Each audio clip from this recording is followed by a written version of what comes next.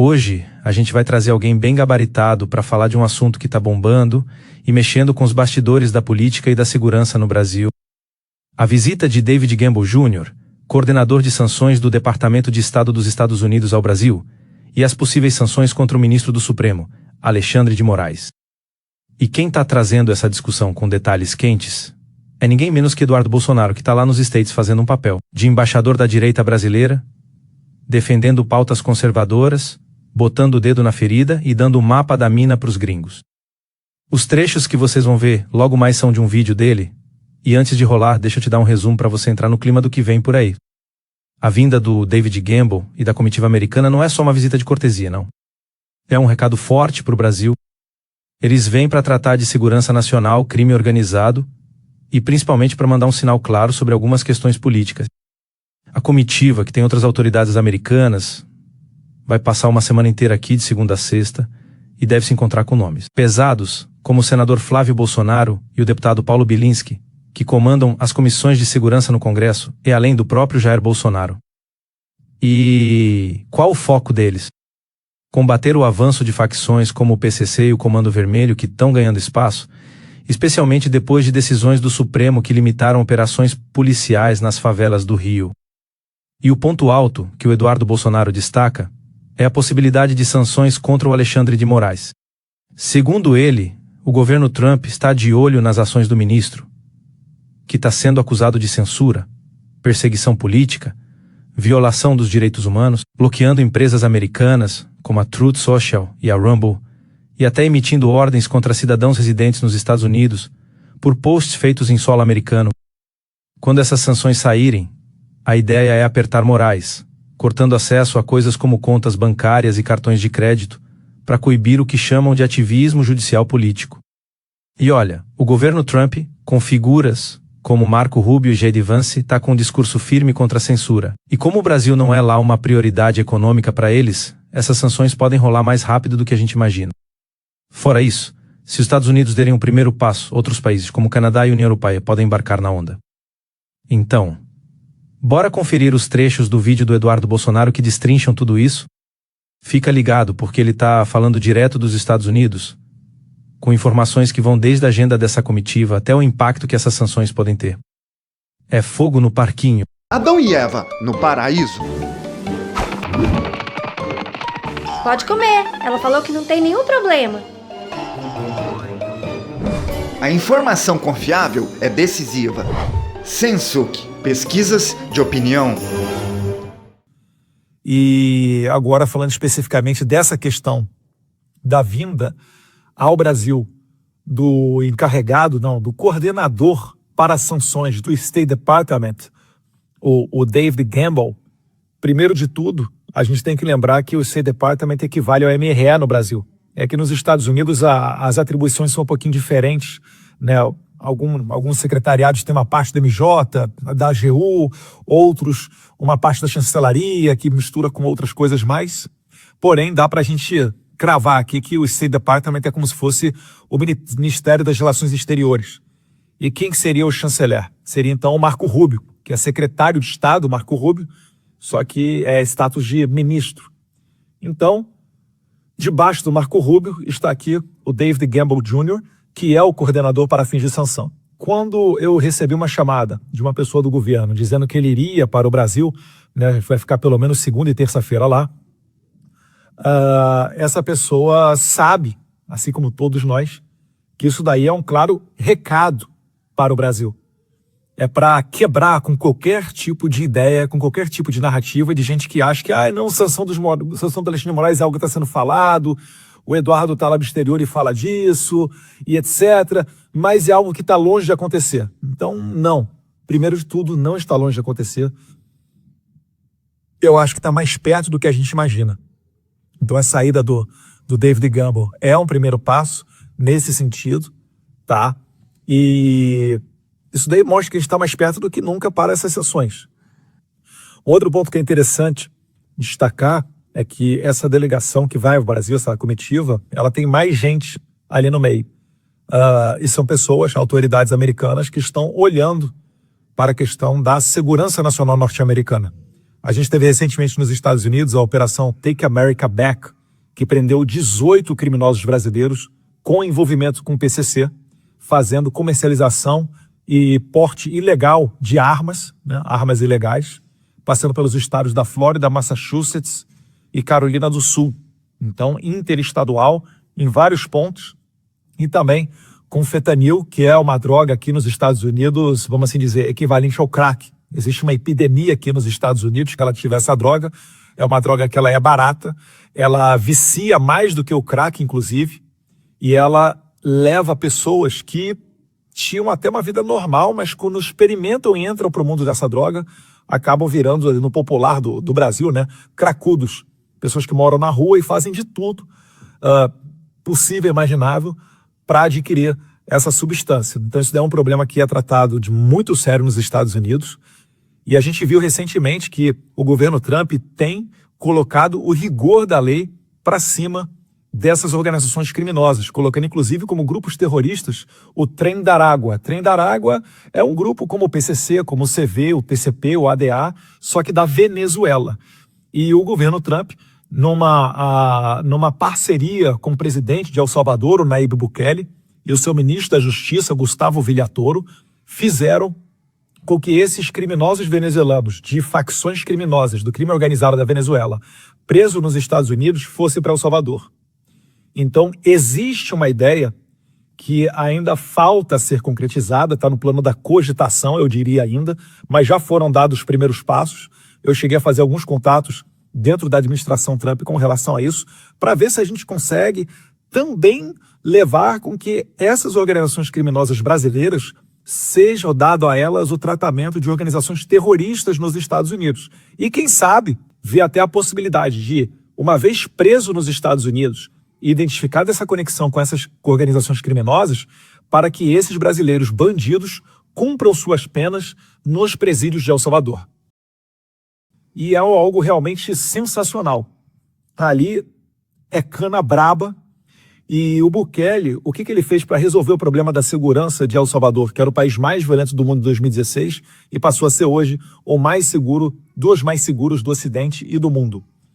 Primeiro, ele teve que construir uma maioria no Congresso. Feita essa maioria no Congresso, ele fez várias reformas legais. E a principal reforma legal que ele fez é basicamente o seguinte: o bandido que vai preso muito dificilmente sai. Ele tem que cumprir uma pena muito extensa. Mas mais do que uma pena extensa, é a certeza de que ele vai para a cadeia. Nós temos vários estudos na área de criminologia que mostram que não é o tamanho da pena que inibe o bandido de delinquir, mas sim a certeza da punição. E em El Salvador, a punição ela é braba. Mas o principal é a questão do desencarceramento. Ele acabou com o discurso de coitadismo e coloca as pessoas presas. Então, nessa comitiva do State Department que vai ao Brasil, também existem autoridades que estão concentradas na questão das organizações criminosas brasileiras. Eles estão com medo de que, com a proliferação, com o aumento do território do Rio de Janeiro, depois daquela DPF do Partido Socialista Brasileiro, que o Fachin atendeu, né, PSB, vale lembrar, é o partido do Flávio Dino, é o partido atual do Marcelo Freixo, que praticamente proíbe a polícia carioca de fazer operações em favelas. As favelas do Rio de Janeiro hoje, elas estão aumentando o seu território, aumentando as barricadas, entrando no asfalto e servindo de reduto para criminosos não só de todo o país, como também de fora. Começam a aparecer conexões, inclusive, com grupos terroristas extremistas, que é o caso da Al-Qaeda, que é o caso do Hezbollah. Isso daí tudo está acontecendo nesse momento, né? Investigações estão ocorrendo, operações no Rio de Janeiro, e os americanos estão de olho nessa questão. Então, daí também eles irem ao Brasil, esse encontro com o senador Flávio Bolsonaro, que preside a Comissão de Segurança Pública do Senado, também um provável encontro com o presidente da Comissão de Segurança da Câmara, né, o deputado delegado Paulo Bilinski. Isso tudo daí também está no meio dessas tratativas. Porque como o Marco Rubio vai coordenar esses dois ministérios, o State Department e o NSC, National Security Council, ele vai conseguir tomar uma decisão e levar adiante de maneira mais célere ainda as sanções contra o Moraes.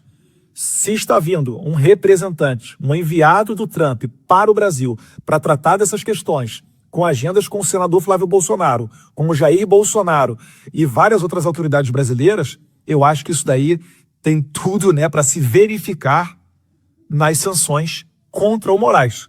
Eu costumo até dizer que o resgate da democracia brasileira, da normalidade entre os poderes, né, para a gente voltar a ter senadores e deputados falando abertamente o que pensam dentro da tribuna do Congresso, para que ninguém mais seja censurado com base nos seus posts na rede social, esse terror instalado pelo Alexandre de Moraes, isso passa por colocar um freio nele. E que freio que é esse? São essas sanções. Aí as pessoas podem falar, Eduardo, o Alexandre de Moraes vai tomar essa sanção. Vale lembrar, não é sanção contra o Brasil, é sanção apenas contra o Alexandre de Moraes. Esse é o meu trabalho aqui. Não vamos confundir as coisas, que eu já vi mídia de esquerda querendo dizer que eu estou trabalhando por sanções contra o Brasil. Mentira. Né? O próprio Paulo Figueiredo, que esteve comigo em várias reuniões, fala abertamente que eu sou contra isso daí. Esse não é o meu trabalho, em que pese eu não gostar do governo Lula. Então as sanções que eu trabalho são contra o Alexandre de Moraes. Eduardo, ele pode ser sancionado. Primeiro que isso daí significa que ele não vai conseguir nem ter um cartão de crédito, uma conta bancária. Mas ele pode continuar colocando adiante todas essas pautas. Olha, eu acho difícil. Por quê? Porque o governo Trump dos Estados Unidos, que está tendo um discurso muito forte contra a censura, então é bandeira dele, é bandeira do Elon Musk, é bandeira de muita gente dentro do governo dele, do Stephen Miller, que é uma pessoa que é pouco falada, mas muito importante dentro do governo Trump. O Jason Miller também, né? Tem o Stephen Miller e tem o Jason Miller. Jason Miller, aquele que foi detido por 3 a 4 horas no aeroporto de Brasília, depois de discursar no CIPEC Brasil em 2021. Essas pessoas todas, o Alexandre de Moraes, ele tem uma coleção de gente que não gosta dele. Mas as sanções contra o Alexandre de Moraes, elas se justificam porque o Alexandre de Moraes está tão confortável que ele está impedindo até que empresas americanas, como a Truth Social, que é a empresa do Trump, e a Rumble, do Chris Pavlovski, venham ao Brasil livremente para explorar o mercado de redes sociais, que é o segundo maior mercado do mundo, logo depois dos Estados Unidos. O Alexandre de Moraes tem mandado ordens para prender americanos, cidadãos americanos, com base em tweets que eles deram a partir do território de solo norte-americano. Isso daí não faz nenhum sentido o Trump deixar que isso daí ocorra livremente.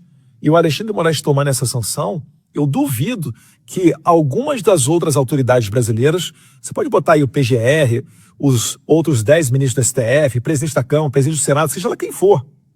Eu duvido que alguma autoridade de Brasília vá pegar essa bandeira da censura e perseguição do Alexandre de Moraes e vá levar ela adiante. Porque essa pessoa vai incorrer em ser sancionada também. Não custa muito para o Trump sancionar. Pense com a cabeça de um americano, né? O Brasil, ele não tem uma representação muito significante no PIB dos Estados Unidos. Se não me engano, é 2 ou 3%. É pouquíssima coisa. Do ponto de vista comercial, não existe qualquer preocupação por parte dos Estados Unidos. Do ponto de vista diplomático, poxa, o Lula é o maior vocal, o Brasil, né? E aí você vai colocar todo mundo no mesmo balaio, tá? Você vai generalizar. O Lula é o maior vocal que defende o Hamas. O Lula defende o fim do padrão dólar. O Lula recebeu 2 navios de guerra do Irã sancionados pelos Estados Unidos. Inclusive, esse assunto vai voltar à tona ainda, tá? Talvez esteja no bojo aí da visita do State Department no Brasil agora.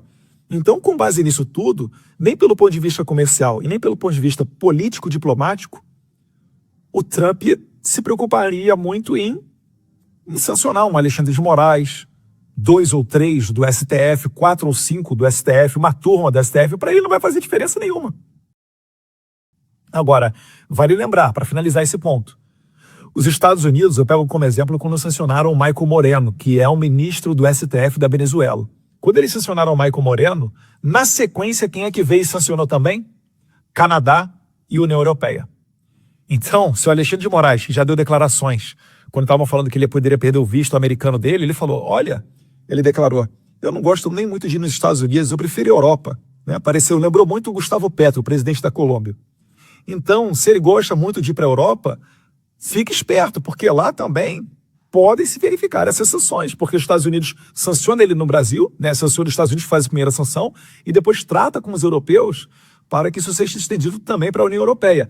E já tem, né, projeto de resolução para o Parlamento Europeu, feito pelo eurodeputado Dominik Tarczyński, eurodeputado polonês, para sancionar o Alexandre de Moraes. Então, muita coisa acontecendo e eu creio que o Alexandre de Moraes sim será sancionado e a gente vai conseguir resgatar a nossa normalidade no Brasil.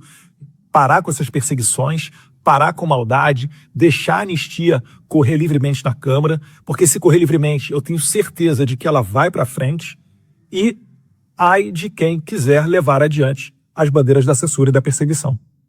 Os trechos do vídeo do Eduardo Bolsonaro mostram que a coisa tá séria. A vinda do David Gamble, coordenador de sanções do Departamento de Estado com uma comitiva americana, é um sinal claro de que o Trump está se armando até os dentes para lidar com a situação preocupante aqui no Brasil. E olha, isso está acontecendo antes mesmo da posse dele, mostrando que o cara não tá para brincadeira. A gente sabe que o Trump tem uma relação de parceria com Jair Bolsonaro, apoia as ideias dele para o Brasil e não tem nenhuma afinidade com o Lula e o governo atual. Fora isso, ele tá de olho na aproximação do Lula com a China. São 37 acordos, incluindo a entrega da maior mina de urânio do país para os chineses, algo que vai na contramão dos interesses de segurança nacional dos Estados Unidos. Some isso às ações do Supremo, como as do Alexandre de Moraes, que estão sendo vistas como censura e desrespeito aos direitos humanos, bloqueando empresas e até tentando mandar em cidadãos dos Estados Unidos por posts feitos lá fora.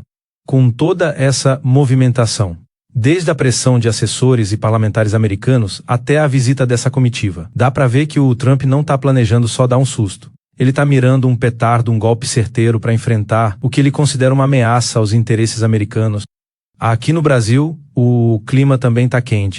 O deputado Nicolas Ferreira já jogou no ar que, pro tamanho do problema, a solução seria dissolver o Supremo atual e escolher novos 11 ministros, de forma mais alinhada com o que o cargo exige. Com base no que o Eduardo Bolsonaro trouxe, se essa nossa leitura da situação estiver no caminho certo, pode ser que a gente veja sim uma guinada nos rumos do Brasil.